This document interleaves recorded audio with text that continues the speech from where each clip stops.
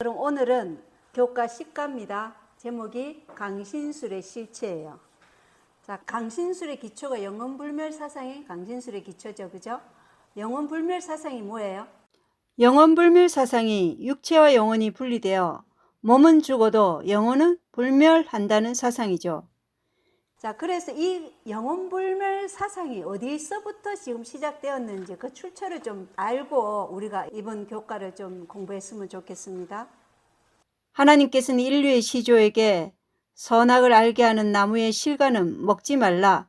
내가 먹는 날에는 정녕 죽으리라고 창세기 2장 17절에 경고하셨지만 창세기 3장 4절에 너희가 결코 죽지 아니하리라는 사탄의 거짓말이 영원불멸설의 시초였으며 인류는 불행하게도 불순종하고서도 영원히 살 수 있다는 사단의 계변을 받아들였습니다. 이러한 사단의 사상이 이집트에서 정착이 된 것이죠. 이집트는 어떻게 해요? 왕들이 죽으면 피라미드 안에 왕들을 미이라 상태로 해서 보관하잖아요. 나중에 살아날 것이라고. 근데 지금까지 한 명의 왕도 한 명의 미라도 살아난 적이 없죠. 근데 이 영원불멸 사상이 이집트에서부터 시작했다는 거예요. 그리고 그 이집트의 사상이 그리스, 헬라의 철학 사상으로 이어집니다. 그 헬라의 철학 사상에 이집트의 영원불멸 사상에 기초하여 윤회 사상이라는, 우리 불교에서 윤회 사상이 있죠. 그죠? 그 윤회 사상을 철학적으로 체계한 사람이 바로 기원전 6세기 철학자 피타고라스예요. 우리 피타고라스 어디에서 많이 배워요? 수학에서 많이 배우죠. 그 사람이 바로 피타고라스. 네, 수학자이면서 아주 재능이 출출한 이 사람이 이 영원불멸 사상에 기초하여 이 윤회 사상을 철학적으로 체계한 사람이에요. 그리고 또 그와 쌍벽을 이루는 한 철학자가 있는데 누구냐면 소크라테스예요.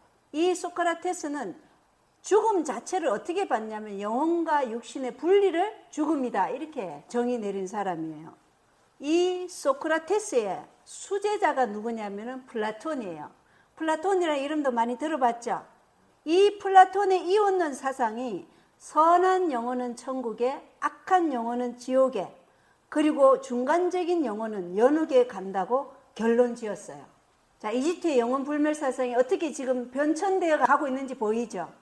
이게 책에 기록되어 있는데 대한기독교서에서 출판한 그리스도교 대사전에 이런 내용들이 다 나와요. 그래서 이 플라톤의 이웃론 사상이 이제 소크라테스가 죽음 자체를 영혼과 육신의 분리라고 이제 정의를 내렸고, 그것을 수제자 플라톤이 영원불멸 사상을 자기가 쓴 논집이 있어요. 파에돈이라는 그 논집에서 그 이론을 정리하는데 바로 이웃론 사상을 정리한 거예요. 그러니까 선한 영혼은 천국에, 악한 영혼은 지옥에, 그리고 중간적인 영혼은 연옥에 간다. 이렇게. 자, 그 다음에 이 헬라의 철학 사상을 유대교로 끌어들인 사람이 있어요. 그게 누구냐면 필로라는 사람이에요. 필로. 주전 20년에서 주 47년의 사람인데 이 사람이 알렉산드리아 출신의 유대인 철학자예요.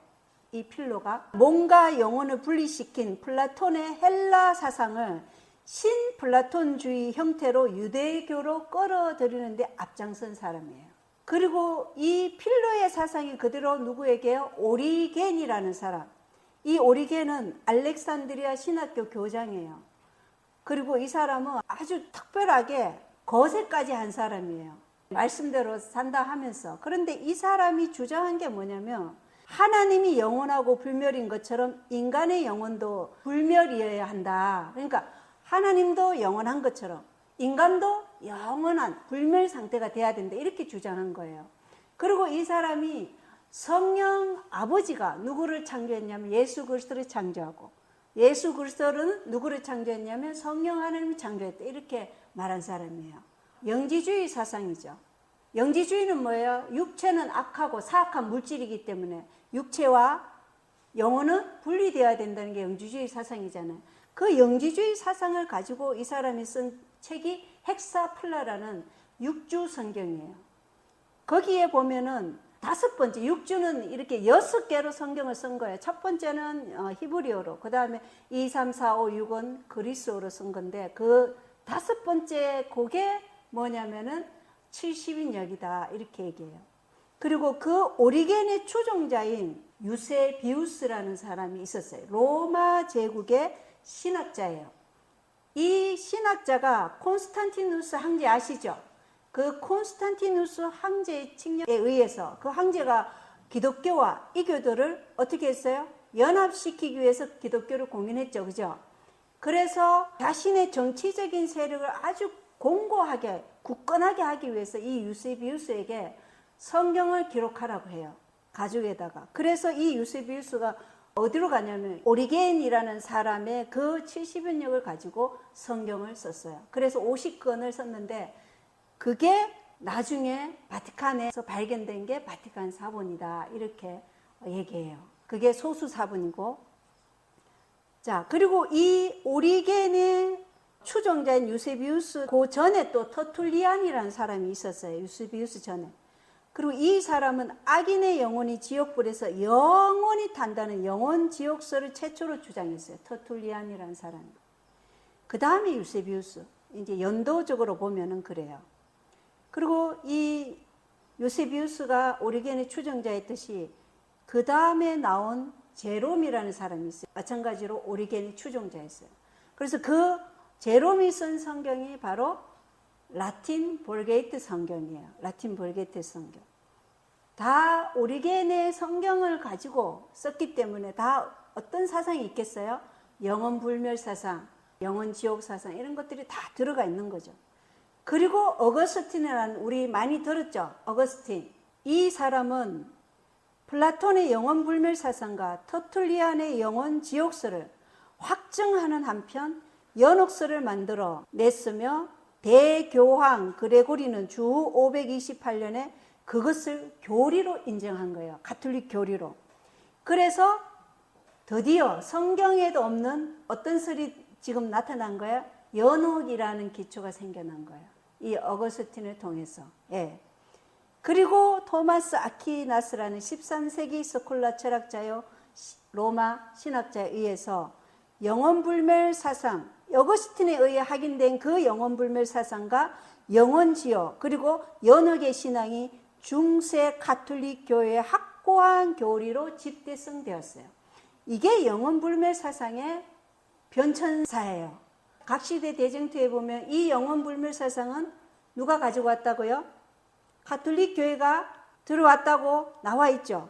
그게 헬라 철학 사상을 통해서 또 이것을 유대 철학자인 필로 오리겐을 통해서 터툴리안 유세비우스 로마 제국의 신학자를 통해서 어거스틴 그다음 토마스 아퀴나스를 통해서 가톨릭 교회의 확고한 교리로 집대성되었다. 이게 강신술이 지금 오늘날 편만하게 정말 모든 이교 가톨릭 종교나 지금 개신교도 이 영원불멸 사상을 가지고 있죠. 그죠?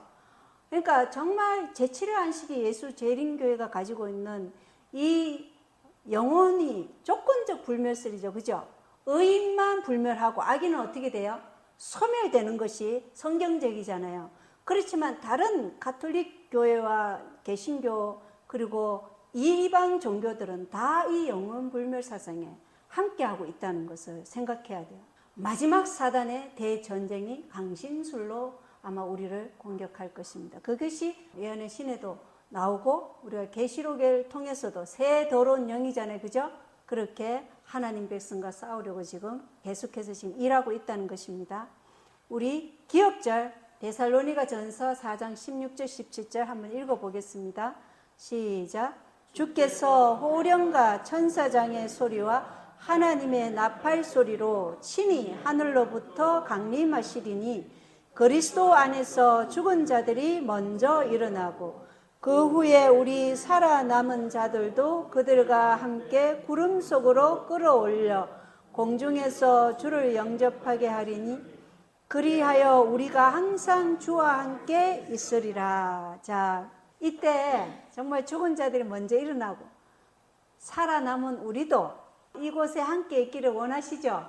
정말 우리의 소망은 오직 이 소망으로 땅에서 우리에게 주어진 은혜의 시간을 복스러운 소망 가운데 살아갈 수 있다고 저는 정말 확신하고 있어요. 이 소망이 아니면 이 힘든 세상, 정말 이 지구가 감옥같이 이 죄의 소굴인데 어떻게 살아가겠어요, 그죠? 하루하루 지탱하기가 참 힘든데 이 소망으로 정말 날마다 살아가고 있죠. 자, 우리 일요일에 소재에 보면 강신술의 치명적인 결과 이렇게 되어 있습니다. 강신술의 치명적인 결과. 여기 각시대 대쟁투 549쪽에 보면 영원 불멸설은 로마교가 다신교에서 가져와 그리스도교로 도입한 거짓 교리 중 하나였다 이렇게 써져 있죠. 분명히. 자, 로마교가 다신교, 애굽에서 이집트의 그 영원 불멸 사상을 로마교가 가져온 거예요. 그리스도교로. 우리가 마태복음 10장 28절에 몸은 죽어도 영혼은 능히 죽이지 못하는 자를 두려워하지 말고 오직 몸과 영혼을 능히 지옥에 멸하실 수 있는 일을 두려워하라 이렇게 되어 있어요. 자, 이 말은 우리의 몸은 육신적으로 고통을 주고 고문을 하고 이렇게 할 수 있지만 우리의 정신, 마음까지 그들이 주관할 수 없다는 것을 얘기하고 있죠. 그러나 하나님께서는 마지막에 심판 때 어떻게 이혼론 사상으로 심판하시는 게 아니죠. 뭔가 하나님께서 주신 그 생명이 다 소멸된다 이렇게 하나님께서는 성경에서 말씀하고 있잖아요. 그것을 지금 마태복음 10장 28절이 말하고 있는 거죠. 하나님의 심판은 육체뿐만 아니라 마음까지도 영혼까지도 존재 전체를 멸하신다. 그래서 우리가 누구를 두려워해야 한다고요? 하나님을 두려워해야 된다는 거. 인간의 그 고문과 박해 이런 것들을 두려워하지 말라. 왜냐? 하나님께서 우리를 눈동자같이 우리의 마음과 정신을 지키고 있다. 그래서 죽더라도 우리가 부활할 수 있는 그러한 상태로 하나님께서 보호하고 계시죠. 그죠? 그런 말씀을 지금 하고 있어요. 그래서 시편 104편 29절에 보면 주께서 그것들의 숨을 거두어 가시면 그것들이 죽어 자기들의 먼지로 돌아가나이다. 그래서 우리의 숨은 먼지로 돌아가는 것이죠. 우리가 흙으로 만들어졌으니까 흙으로 돌아가는 거예요. 그랬다가 의인은 그리스도 안에서 죽은 자들은 첫째 부활, 생명의 부활로, 악인은 천년기 후에 사망의 부활로, 둘째 부활에 일어나는 것이죠. 그래서 둘째 사망으로 완전히 소멸되는 그 상황으로 들어간다는 걸 얘기해요. 오늘 우리 임세영 집사님 오셨지만 어머니가 돌아가셨어요. 근데 이 영원 불멸 사상의 근본적 오류는 죽은 후에 의식이 있다는 그 교리의 기초를 두고 있어요. 근데 죽은 자가 의식이 있나요, 없나요? 없어요. 만약에 그 죽은 어머니가 나타나가지고 얘기를 한다 하면 생각해 보세요. 그 죽은 어머니가 하늘을 떠돌면서 계속해서 인간의 이성과 감정에 계속 호소하고 있다고 한번 생각해 보세요. 대쟁투에는 이런 이야기가 있어요. 545쪽인데 죽은 자가 산자가 당하는 어려움을 아는 것, 그리고 그의 사랑하는 자가 죄를 범하는 것을 보는 것과 또 그들이 당하는 생애의 모든 슬픔, 실망, 고통 등을 보는 것이 어찌 행복이 될 수 있겠는가. 우리 자매님이 어머니가 만약 살아 있어서 그걸 본다 그러면 그 어머니가 하늘에서 행복하겠어요? 만약 하늘에 직접 갔다면 행복이 될 수 없는 거잖아요. 그죠? 그리고 또 뭐라고 하냐면요. 지상에 있는 그들의 친구들 위를 배회하는 자들이 누리는 하늘의 축복이 어느 정도로 즐거움이 되겠는가. 친구들 위를 계속 배회하고 있어요. 나는 죽어서 하늘에서 지금 떠돌고 있어. 그리고 회개하지 않은 자의 영혼은 그 숨이 끊어지자마자 지옥불에 던짐을 받는다는 믿음은 얼마나 역겨운 것인가 이렇게 돼 있어요. 내가 사랑하는 자녀는 어디에 가 있다? 지금 죽어서 지옥불에 가 있다. 근데 그걸 보는 게 하늘에서 즐거움이 될까요? 안 될까요? 고통이죠. 그러한 것들이 영원불멸 사상이라는 거예요. 그리고 또 그들의 친구들이 준비되지 못한 채 죽어서 영원히 죄와 저주를 받는 지옥으로 가는 것을 본다는 것은 얼마나 고통스러운 일이 될 것인가. 많은 사람들은 이처럼 무서운 생각으로 발광하는 지경에 이르렀다. 이게 대쟁투 545쪽에 나와요. 그러니까 지금 이러한 사상을 누가 가지고 있는 거예요? 가톨릭 교회나 개신교회가 이 사상을 가지고 있는 거예요. 너무나 정말 역겨운 사상인 것이죠. 그리고 하나님의 품성을 너무나 잘못 나타내고 있는 그러한 사상이라는 거예요. 전도서 9장 5절에 보면 살아있는 자들은 자기가 죽을 것을 알거니와 죽은 자들은 아무것도 알지 못하며 다시는 보상도 받지 못하나니 이는 그들을 기억한 일이 잊혔기 때문이라. 자, 살아있는 자들은 자기가 죽을 것을 알아요. 우리는 그죠? 그러나 죽은 자들은 아무것도 알지 못한다 그러죠? 그래서 우리가 그런 강신술적인, 이 강신술은 누가 악령이죠. 악한 천사가 살았을 때 우리의 어머니 모습, 우리의 친구의 모습 그대로 그 모조품이 완전히 똑같다고 그랬어요. 지금 우리가 AI를 통해서 보면 그 모조품이 똑같아요, 안 똑같아요? 똑같아요. 죽은 연예인들 이렇게 부활시켜서 노래하는 것도 똑같고, 탤런트들 노래 모습 똑같이 복원시키잖아요. 그죠? 그런데 악한 영들이 그렇게 똑같이 우리한테 온다는 거예요. 그런데 우리가 그런 것을 딱 만났을 때 어떻게 해야 돼요? 죽은 자는 아무것도 알지 못한다. 그리고 어떻게 해요? 사단아 물러가라 해야 되겠죠. 예수의 이름으로. 근데 거기에 같이 우리가 대화를 하면 어떻게 될까요? 체면술에 걸려서 넘어가는 거예요. 그 마귀에게. 그래서 절대로 우리가 알아야 할 것은 죽은 자의 상태, 이 영혼불멸 사상은 성경적이지 않다는 것. 그래서 현대 진리를 우리가 어떻게 이해해야 돼요? 철저하게 이해해야 한다. 이렇게 되어 있어요. 철저하게. 그냥 이해하는 게 아니에요. 철저하게 이해해서 그게 완전히 내 심중에 새겨져야 된다고 얘기하는 거예요. 전도서 9장 10절에도 내가 가게 될 무덤 속에는 일도 없고 계획도 없고 지식도 없고 지혜도 없다. 무덤 속은 아무것도 아니고 우리는 잠자는 상태죠. 자, 그리고 욥기 7장 9절에 구름이 소멸되어 사라진 같이 무덤에 내려가는 자도 다시는 올라오지 못하리니, 무덤에 내려간 자가 올라오는 그 사울왕이 누구를 신접한 여인한테 가서 누구를 불러냈어요? 사무엘을 불러냈죠. 그러나 그 사무엘은 진짜 사무엘인가요? 악한 천사가 사무엘의 모습과 똑같이 와서 사울이 죽을 것이라고 그의 죽음을 예고했죠. 그리고 그 사울은 그 말을 듣고 떨었어요. 악한 천사는 살아있는 사람에게 좋은 말을 할까요? 절대 아니라는 거예요. 그래서 그것이 부리는 영이다. 왜냐? 우리가 그것을 어떻게 알고 있냐면 성경을 보면 사울왕이 기도했을 때 하나님이 응답하지 않았다고 나와 있죠. 그죠? 그리고 그는 하나님께 여쭙지 않고 누구에게 갔다 그랬어요? 신접한 여인에게 갔다는 것으로 우리는 그것이 거짓된 악한 영이라는 것을 알 수 있는 거예요. 그래서 그런 것들을 우리가 성경적으로 이렇게 찾아서 말할 수 있고 우리가 우리의 생각 속에 완전히 각인시켜야 되는 거예요. 율법과 정언의 말씀을 우리 마음 가운데 각인시켜야 되는 거예요. 지금은요. 자, 그리고 이사야 8장 19절 20절에 뭐라고 해요? 산 자가 죽은 자에게 가서 구하여야 하겠느냐 이렇게 얘기하고 있죠. 살아있는 자가 어찌 죽은 자에게 구하냐 이 말이에요. 점쟁이 찾아가고 무당 찾아가고 하는 거 다 뭐예요? 그런 악한 영을 불러내서 그들에게 우리가 불행해지는 걸 듣기 위해서 가는 거예요. 우리는 살아계시는 하나님께 가서 기도하고 그분의 말씀을 통해서 우리의 안내를 받아야 돼요. 그래서 성경은 우리의 삶의 모든 안내서요, 지침서예요. 그것에서 우리가 우리의 삶에 하나님께서 인도하는 대로 발길을 옮길 수 있도록 하나님 내가 무엇을 하여야 할까 여쭈어야 되는 거예요. 그것이 우리가 해야 할 일이라는 것이죠. 그런데 이러한 죽은 자에게 신접한 사람들에게 가면 우리가 당연히 하나님을 떠나가는 것이죠. 그리스도인이 그런 신접한 자에게 간다. 이것은 벌써 마음이 어디로 갔다는 거예요? 하나님을 떠나간 거예요. 꼭 기억해야 합니다.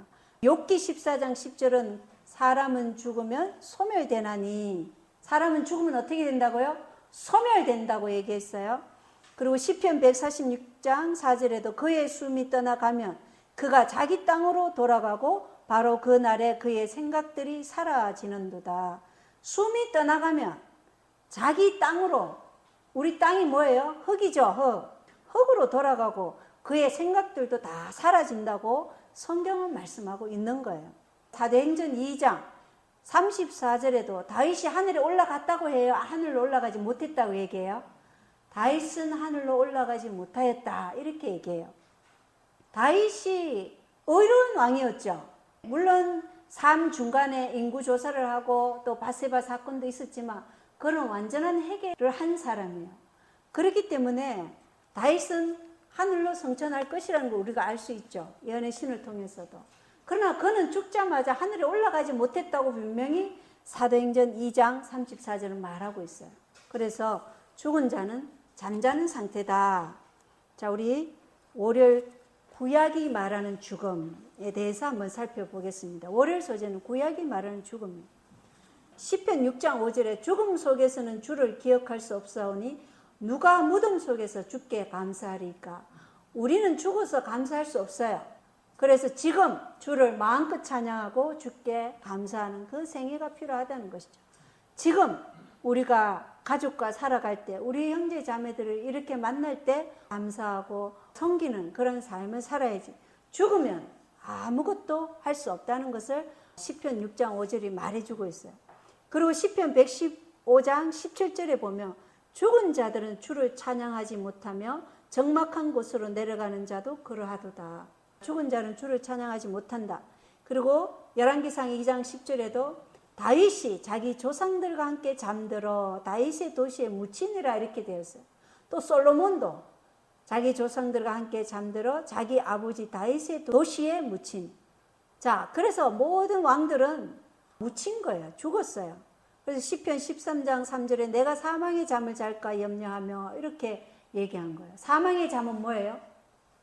둘째 부활에 일어날까 염려한다. 이게 이야기예요. 사망의 잠은.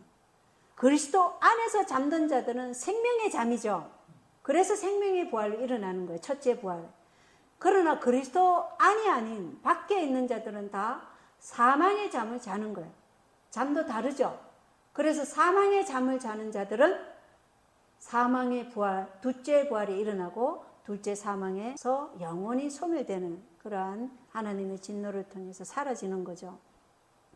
자, 그런데 여기 대쟁투 560쪽에 보면 많은 사람들이 사랑하는 친척이나 친구들의 모양으로 나타나서 가장 위험한 이슬을 주장하는 악마의 영들과 마주하게 될 것이다.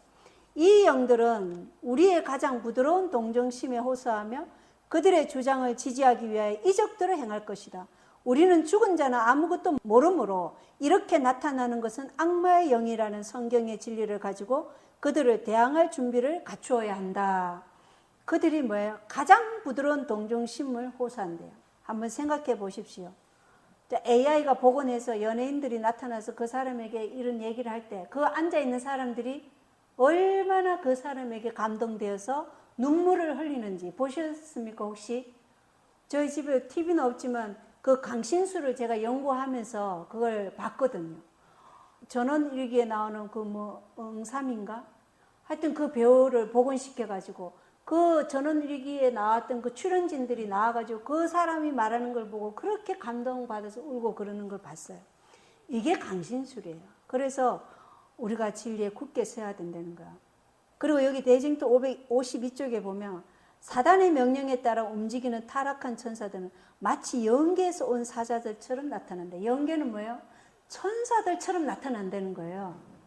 그냥 뿔 달린 도깨비로 나타나는 게 아니고 아주 거룩해 보이는 그런 모습으로 나타나는 거예요. 악의 왕은 산자와 죽은 자를 교통하게 해준다고 공언하면서 그들의 마음에 매혹적인 감화를 끼친다. 그는 죽은 친구와 같은 모습으로 사람들에게 나타나는 능력이 있다. 그리고 그 모조품은 완전하다. 모조품이 완전하다 그러죠? 똑같은 모습, 똑같은 말씨, 똑같은 음성을 놀랍도록 명확하게 재생해낸다. 많은 사람들은 그들의 사랑하는 사람들이 하늘의 복락을 누리고 있다는 말을 듣고 위로를 받는다. 그들은 위험을 조금도 깨닫지 못하고 미혹하게 하는 영과 귀신의 가르침에 귀를 기울인다. 이게 대쟁투 552쪽에 나와요. 그리고 이들이 미혹하는 말을 하는데 그 말이 무엇이냐면 초기민지 86쪽에 보면요. 나는 성도들이 철저하게 현대 진리를 이해하고 그 진리를 성경에 기초하여 주장해야 할 것을 보았다. 악령들이 나타나 뭐라고 하냐면 나는 너의 친구라, 또 나는 너의 친척이다 라고 말하며 안식일이 변경되었다고 주장하거나 다른 오류들을 전할 것인데, 그때 그것을 분별할 수 있어야 하기 때문에 우리가 성경을 철저하게 현대 진리를 이해하고 그 진리를 성경에 기초하여 주장해야 한다. 이렇게 조기문지 86쪽에 나와 있어요. 자, 우리가 얼마나 지금 준비를 해야 할지 알겠죠? 자, 그리고 여기 다니엘서 12장 2절, 욥기 19장 25절, 26절을 읽어보라. 이 구절은 죽은 자의 상태에 대해 어떤 면을 덧붙여서 말하는가 이렇게 얘기하고 있어요. 다니엘서 12장 2절은 땅의 티끌 속에서 잠자는 자들 중에 많은 사람이 깨어나 얼마는 영존하는 생명에 이르고 얼마는 수치와 영존하는 치욕에 이른다 이렇게 되어 있거든요. 우리 예언의 신을 보면 예수님 재림하실 때 그리스도 안에 죽은 자들은 첫째 부활에 일어나고 또 살아있는 자들도 공중으로 끌려서 공중에서 예수님 맞이하죠. 그죠? 그런데 그때 특별 부활이 있다고 얘기해요. 그 특별 부활이 어떤 사람이냐? 이 세 천사의 기별을 듣고 죽은 자들이 특별 부활해요. 그래서 예수님 재림을 같이 맞이한다 그랬거든요.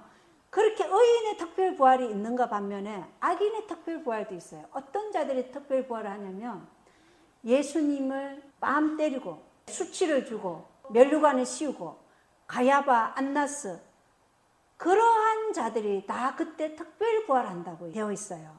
그래서 그들이 예수님의 재림을 보면서 아, 그분이 내가 뺨을 때리고 수치를 주고 조롱한 그분이 바로 메시아였구나 하는 것을 그때 그들이 그것을 보고 떨며 정말 어디로 지금 피할까 이렇게 무서운 두려움과 공포 가운데 그들이 그 두려운 장면을 보게 될 것이라는 것이 예언의 신에 나와 있어요. 이게 다니엘서 12장 2절의 말씀에 대해서 예언의 신이 말씀하고 있는 거거든요. 그리고 여기 욥기 19장 25절 26절 이 잘 보셔야 됩니다. 이 성경절. 내가 알거니와 내 구속자께서 살아계시고 또 마지막 날에 그분께서 땅 위에 서시리라. 내 살갗의 벌레들이 이 몸을 멸할지라도 내가 여전히 내 육체 안에서 하나님을 보리라. 이렇게 되어 있어요. 이거는 킹 제임스 혼정역 성경에 이렇게 되어 있고, 개역 한글에는 어떻게 되어 있어요? 내 육체 밖에서 하나님을 보리라. 이거는 영혼불멸 사상이에요. 그래서 우리가 믿고 있는 그 현대 진리를 철저하게 성경 연구해야 되는 이유예요. 육체 밖에서 하나님을 보리라. 이건 영혼불멸 사상이죠. 그죠? 예. 그렇기 때문에 내 육체 안에서, 그러니까 영혼이 분리가 안 된다는 거예요. 킹제임스 혼정역 성경에는. 킹제임스 성경은 영혼이 일체예요. 개역 한글이나 개역 개정에는 영혼이 분리된 사상을 가지고 지금 성경을 얘기하는 거예요. 그래서 굉장히 중요하죠. 에스겔서 18장 20절에 범죄하는 그 영혼은 죽을지라 이렇게 얘기하고 있습니다.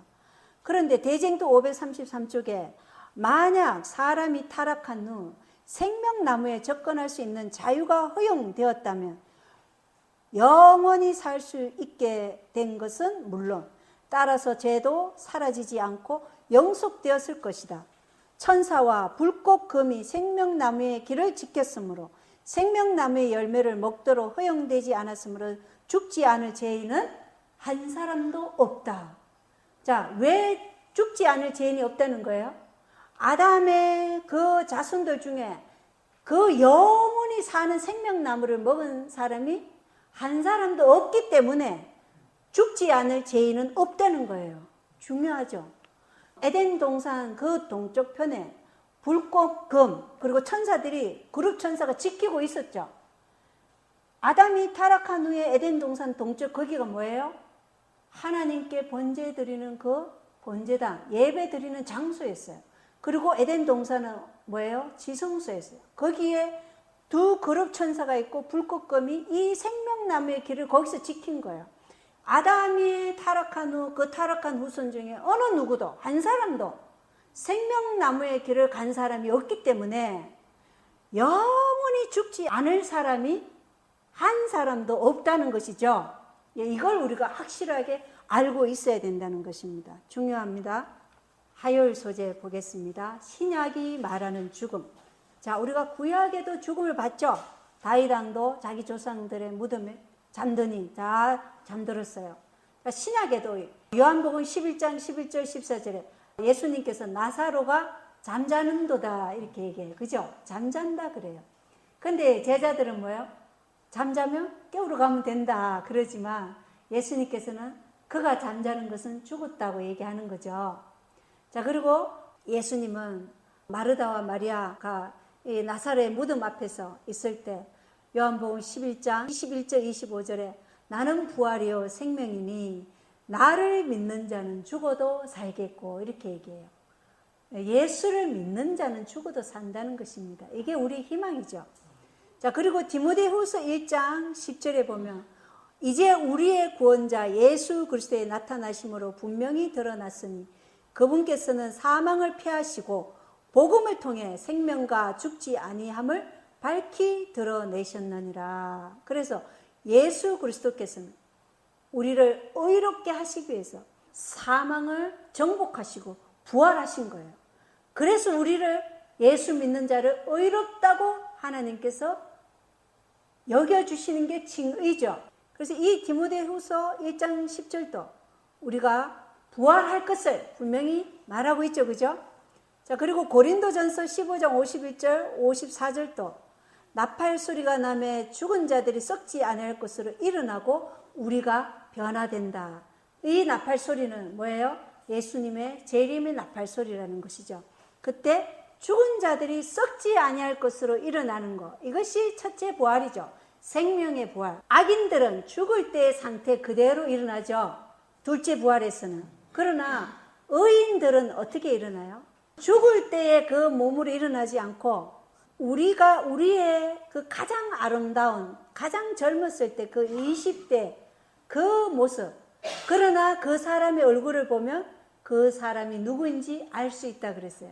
그리고 우리는 누구처럼 변화된다 그랬어요? 예수님처럼 영광의 몸으로 변화되어서 우리가 부활하는 거예요. 자, 그것을 말해주고 있고 데살로니가 전서 4장 15절 17절 기억절에 오늘 읽었지만 그리스도 안에서 죽은 자들이 먼저 일어나고 그 뒤에 살아서 남아있는 우리가 그들과 함께 구름들 속으로 채워 올려가 공중에서 주를 만나리라 이렇게 분명하게 얘기하고 있습니다. 자, 그래서 사도 바울은 고린도전서 15장 16절로 18절에 보면 만일 죽은 자가 다시 일어나는 일이 없으면 그리스도도 다시 살아나신 일이 없었을 터예요. 그리스도께서 다시 살아나신 일이 없으면 너희의 믿음도 헛되고 너희가 여전히 죄 가운데 있을 것이요 또한 그리스도 안에서 잠자는 자도 망하였으리니 이렇게 말하고 있다는 거예요. 우리가 부활이 없다면 그리스도인의 삶이 무슨 의미가 있겠어요? 계속 죄짓고 용서받고 계속 죄짓고 죄가 끝나지가 않는 거예요. 그래서 이 부활이라는 것은 죄가 영원히 끊쳐지리라는 것을 우리에게 보여주고 있다는 것입니다. 그리고 우리의 상속 위협이 뭐예요? 하늘 본향이라는 것입니다. 영원한 왕국 하늘 본향에서 우리가 영생을 누린다는 것이죠. 어떠한 핍박과 박해 가운데서도 우리의 소망의 정신은 뭐예요? 부활이라는 것이에요. 이게 우리에게 복스러운 소망이 되는 거예요. 부활의 소망을 가져야. 그런데 이 부활은요, 우리가 침례 받을 때 그리스도 안에서 죽고 옛사람이 그리고 그 생명의 부활로 일어나는 거예요. 거기서부터 부활이 시작하는 거예요. 그 부활의 생명을 가지고 우리의 매 순간을 자아 부인을 통해 살 때 우리가 그리스도 안에서 죽는 것이에요. 그런데 그 부활이 지금 내 안에 없다면 그 사람은 죽어도 사망의 부활로 일어날 겁니다. 그래서 지금 그 예수 그리스도와 죽었고 내 자아가 예수님의 생명, 그 부활의 생명, 예수를 믿는 믿음과 예수의 믿음으로 지금 살아가고 있는지 우리 자신을 점검해 봐야 돼요. 그냥 교회에 나오는 것으로 우리가 부활할 것이다. 천만의 말씀입니다. 많은 교회에서 알곡과 가라지 함께 자라난다고 분명히 말씀하고 있어요. 우리가 가라지인지 알곡인지는 날마다 내 삶을 말씀에 쳐서 복종하고 있는 자아 부인의 삶인가? 왜냐하면 성령 충만의 삶, 성령의 삶, 성화의 삶은 자아 부인이 전제 조건이에요. 이 자아 부인이 없으면 우리는 성령의 삶을, 성화의 삶을 사는 것이 아니라는 것이죠. 자, 수요일 소재입니다. 마지막 때의 강신술. 마지막 때의 강신술이 마태복음 24장에 보면 아무도 너희를 속이지 못하도록 주의하라. AI이든 어떤 형태든 요즘은 스마트폰에 앱이 있어요. 그리고 그게 내 어머니의 살아생전의 그 음성을 그대로 복원시켜서 그 어머니가 나를 스케줄에서 얘야 일어날 시간이야 이렇게 그 어머니 죽은 어머니의 목소리가 나를 깨우고 알람도 해주고 하는 비서로 만드는 그 스마트폰 앱도 있어요. 그래서 이런 것들이 정말 우리 아이들이나 사람들이 이걸 지금 하고 있다면 우리는 이미 뭐예요? 강신술에 깊이 지금 빠져 있는 거예요. 강신술과 지금 교통하고 있다는 거예요. 그래서 우리가 잘 깊이 생각해야 되는 것이죠. 아무도 악은 모양이라도 흉내내지 말라 그랬잖아요. 그런 거 하지 않으셔야 됩니다. 그리고 AI 그런 거 볼 때 TV 끄셔야 돼요. 그런 거 연구할 때는 하지만 그런 것에 자꾸 미혹되면 우리가 거기에 미혹이 된다는 것입니다. 자, 그래서 많은 거짓 대언자가 일어나 많은 사람을 속이며 거짓 그리스도들과 거짓 대언자들이 일어나 큰 표적들과 이적들을 보여 할 수만 있으면 바로 그 선택받은 자들을 속이리라. 자, 이 강신술 악한 영들은 엘리야가 바알 선지자와 아스타롯 선지자 850대 1로 싸울 때 어떻게 했어요? 하나님께서 하늘에서 불을 내려주셨던 것처럼 그걸 흉내낸다고 분명하게 대쟁투에는 말하고 있죠.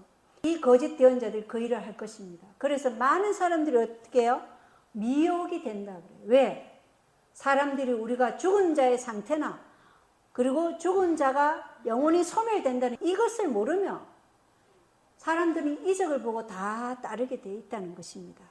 그래서 이 이적들을 볼 때 선택받은 자들까지도 미혹될 수 있다고 마태복음 25장은 우리에게 말하고 있어요. 그리고 데살로니가후서 2장 7절로 9절에 보면 불법의 신비가 이미 일하고 있다고 얘기했어요. 바울 시대에 이미 불법의 신비가 일하고 있었어요. 아까 우리가 봤죠. 유대계 철학자인 필로가 이 영혼불멸 사상을 들어왔어요. 그리고 오리게는요, 알렉산드리아 신학교 교장이었는데 그가 이 이스라엘 안에 가이사라에 알렉산드리아 못지않은 신학교를 만들었어요. 그러니 거기 가서 공부한 사내되는 의원들이 어떤 사상을 받아들이겠어요? 그 사상을 받아들이겠죠. 영혼불멸 사상을. 그래서 이미 불법의 신비가 활동하고 있었어요. 그런데 이교 로마 시대를 거쳐서 교황 로마 시대가 되었을 때 이것이 이제 본격적으로 활동하는 시대가 된 것이죠. 그리고 계시록 13장 13, 14절에 보면 그가 큰 이적들을 행하되 사람들의 눈앞에서 불이 하늘로부터 땅 위로 내려오게 하고 또 그 짐승의 눈앞에서 기적들을 행할 권능을 소유하여 그 기적들로 땅에 거하는 자들을 속이며, 자, 둘째 짐승 미국이 첫째 짐승 앞에서 그가 큰 이적들을 행하되 사람들의 눈앞에서 이 일을 지금 하고 또 그 짐승의 눈앞에서 기적들을 행할 권능을 소유한다. 이렇게.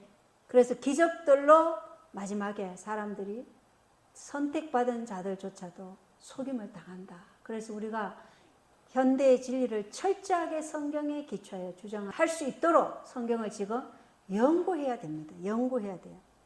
우리의 감정을 신뢰하는 것은 왜 위험한가? 감정은 신앙입니까? 감정은 신앙이 아니에요. 감정은 수시로 변할 수 있어요.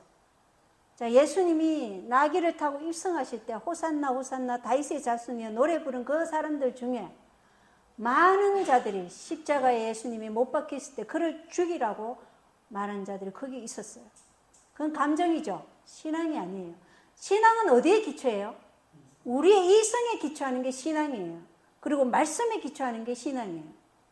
그런데 많은 우리 하나님의 백성이라고 하는 사람들이 목사들의 말을 맹목적으로 신뢰하고 따른다고 연애신은 나와요.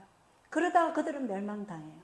우리는 우리의 신앙의 기초를 하나님의 말씀, 우리의 이성이라는 하나님의 말씀에 기초해야지 인간을 우상으로 섬기면서 그 목사가 한 말을 그대로 받아들이면 안 되는 거예요. 그게 우리가 마지막 미혹의 길로 가는 길이라는 겁니다. 그래서 여기 대쟁투에 보면 사탄은 오랫동안 온 세상을 기만하는 그의 마지막 운동을 위하여 준비하여 왔다. 그는 강신술의 발전을 통하여 그의 기만의 절정을 향한 길을 한 걸음씩 준비해 왔다. 그는 자신의 계획을 아직까지 완전히 성취하지 못하였다. 그러나 남아있는 마지막 시기에 그것을 실현할 것이다. 하나님의 말씀을 믿는 믿음을 통하여 하나님의 능력으로 보호를 받는 사람들을 제어하고 온 세상이 그 기만의 거대한 대열 속으로 휩쓸려 들어갈 것이다. 사람들은 이 치명적인 기만에 굳게 사로잡혀 있다가 오직 하나님의 진노가 내릴 그때야 깨어날 것이다. 자, 무서운 이야기죠. 사단은 이 강신술을 마지막 운동을 위해 준비해 왔어요. 그리고 그 기만의 절정이 지금 한 걸음씩 한 걸음씩 지금 우리 앞에 다가오고 있어요. 사단이 어떤 모습으로 나타난다 그랬어요? 계시록 1장에 사도 요한이 예수님의 모습을 그려놨죠. 하늘 성소에서 예수님이 사역하는 모습. 그 모습 그대로 그 옷을 입고 사단이 나타난다 그랬어요. 그런데 만약에 이 세상이 존경하는 교황 요한 바오로 2세가 만약에 그 모습으로 나타난다면 사람들이 미혹될까요? 많은 사람들이 미혹될 것입니다.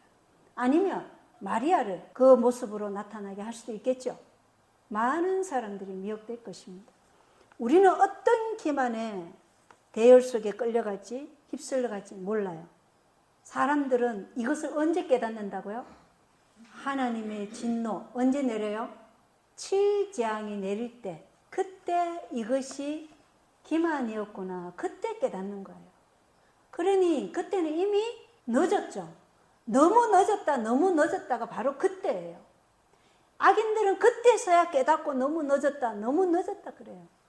그러나 그때는 후회해도 소용이 없어요. 그때는 해결가 안 돼요. 왜? 예수님이 지성소에서 중보자의 사역을 끝냈기 때문에 해결가 안 되는 때예요. 그래서 우리가 지금 하나님의 말씀 앞에 우리의 자아를 완전한 굴복 상태로 지금 가야 되는 거예요. 그렇지 않으면 우리는 위험하다는 겁니다. 자, 여기 더욱 교활해진 강신술의 기만, 영감의 교훈에 보면요. 최근에 새로운 형태를 취하고 있는 강신술은 이전에 비해 용인할 여지가 보이기는커녕 오히려 더욱 교활해진 속임수로 그 위험은 실제로 훨씬 더 높아졌다. 이전에는 그리스도와 성경을 부인하였으나 오늘날의 강신술은 그 둘을 다 받아들인다고 공언한다. 그렇지만 성경은 거듭나지 아니한 사람들의 마음을 즐겁게 해주는 방식으로 해석되고 그 엄숙하고 중요한 성경의 진리는 효력을 상실하게 된다. 각 시대의 대쟁투 558쪽입니다. 최근에 새로운 형태를 취하고 있죠. 그리고 지금 AI 챗봇이 죽은 가톨릭, 성인 이런 사람을 챗봇으로 만들어서 그 사람에게 고해성사를 하고 그 사람에게 자기의 문제를 묻고 그러면 그 사람이 대답한 걸로 자기가 그것을 취하고 이러한 일도 일어나요. 그리고 어떤 벨기에 남성은 AI와 대화한 후 극단적인 선택을 하게 됐어요. 그러니까 이게 지금 더 새로운 형태의 강신술입니다. 그래서 이 강신술은 죽은 후에 사람에게 의식이 있다는 그 교리, 특별히 죽은 자의 영이 생존한 자에게 봉사하기 위해 돌아온다는 그 신조가 현대 강신술의 길을 열었다고 대쟁투 551쪽에 나와요. 자, 그래서 죽은 자는 우리 살아있는 자를 위해서 봉사로 오지 않는 것이죠. 잠자는 상태, 사망의 잠 아니면 생명의 잠을 자고 있는 상태가 죽은 자의 상태라는 거 확실하게 이해하고 우리가 살아야 되겠습니다. 자, 목요일 소재입니다. 강신술, 마지막 때의 강신술 2입니다. 마태복음 24장 23절로 27절은 그리스도가 여기 있다, 저기 있다 해도 그 말을 믿지 말라. 거짓 그리스도가 거짓 대언자들이 일어나 큰 표적들과 이적들을 보여 할 수만 있으면 바로 그 선택받은 자들을 속이리라. 나중에 어떻게 속인다 그랬어요? 그리스도가 은밀한 방에 있다 해도 너희는 그거 믿지 말고 거기 가지 말라는 거. 여기 가봐라, 그리스도가 있다. 저기 가봐라, 그리스도가 있다. 이렇게 해도 믿지 말고 거기 가지 말라는 거예요. 그리스도는 재림하실 때 땅에 발을 디뎌요, 안 디뎌요? 안 디뎌요. 그래서 은밀한 방에 있고 저기 있다 이러면 그거는 맞지 않는 것이죠. 공중재림이에요. 공중에서 그분의 발이 이 땅에 대이지 않아요. 그분의 발이 이 땅에 대이는 것은 삼림 때예요. 천년왕국이 지난 후에 올리브산인 감난산에 그분의 발이 땅에 대이죠. 그때는 하늘에 있던 새 예루살렘과 성도들이 다 내려올 때예요. 그때 발이 땅에 닿이는 것이지 공중 재림합니다. 재림 때는 그거를 꼭 기억해야 되겠죠. 그리고 예수님의 재림은 마태복음 24장 27절에 번개가 동쪽에서 나서 서쪽까지 번쩍이는 것 같이 사람의 아들이 오는 것을 온 세상의 사람들이 다 볼 수 있게 임하신다 얘기하죠. 볼 수 있게 임하시지 은밀한 방에 있게 임하시지 않는다는 거 우리가 꼭 기억해야 되겠죠. 그리고 여기 고린도후서 11장 13절 14절에 보면 사탄도 자기를 빛의 천사로 가장한다 이렇게 얘기해요. 그래서 아까 제가 말씀드렸죠. 요한계시록 1장에 있는 예수 그리스도께서 하늘 성소에서 봉사하신 그 모습으로 사탄이 나타난다. 그리고 데살로니가후서 2장 9절 12절에 보면 그가 오는 것은 사탄의 활동을 따라 모든 권능과 표적들과 거짓 이적들과 불의의 모든 속임수와 함께 멸망하는 자들에게로 오는 것이니 이는 그들이 진리의 사랑을 받아들이지 아니하여 구원을 받지 못하였기 때문이라. 자, 우리가 왜 사탄에게 미혹된다고요? 진리의 사랑을 받아들이지 아니하기 때문에 사탄에게 미혹된다는 것입니다. 그래서 우리가 반드시 하나님의 계명과 예수의 믿음, 예수의 믿음은 뭐라고 그랬어요? 그분은 나는 스스로 아무것도 할 수 없느라 오직 아버지의 말씀에 자기 자아를 부인한 자기 부인의 삶이었고 오직 겸손히 하나님의 말씀에 따라 자기를 죽기까지 낮추신 삶이었고 그리고 오직 아버지의 뜻을 행하기 위한 삶이 바로 예수의 믿음인 것이에요. 그래서 우리에게도 뭐예요? 수고하고 무거운 짐진 자들아 다 내게로 오라. 내가 너희를 쉬게 하리라. 내 멍에는 쉽고 내 짐은 가벼우니라. 나에게 너희 자아를 헌신하며 내가 너희도 나처럼 온전히 하나님께 순복할 수 있는 그 자아 부인을 통해서 성화시키겠다는 예수 그리스도의 약속이 우리에게 있는 것이에요. 그래서 우리는 그 예수의 믿음으로 지금 살아가야 된다는 것입니다. 자, 여기 대쟁투 624쪽 읽겠습니다. 머지않아 하늘에는 이적을 행하는 마귀의 능력을 알려주는 증거로서 초자연적인 무서운 광경이 나타날 것이다. 마귀의 영은 땅의 왕들과 온 세상 사람들에게 나아가서 속임수로 그들을 얽어매어 하늘 정부를 대적하는 그의 마지막 쟁투에 사탄과 연합하도록 그들을 강요할 것이다. 그 악한 영들로 말미암아 통치자들과 백성들은 다 같이 속을 것이다. 사람들이 일어나서 그리스도라고 자칭할 것이며 구주께 속한 칭호와 예배를 요구할 것이다.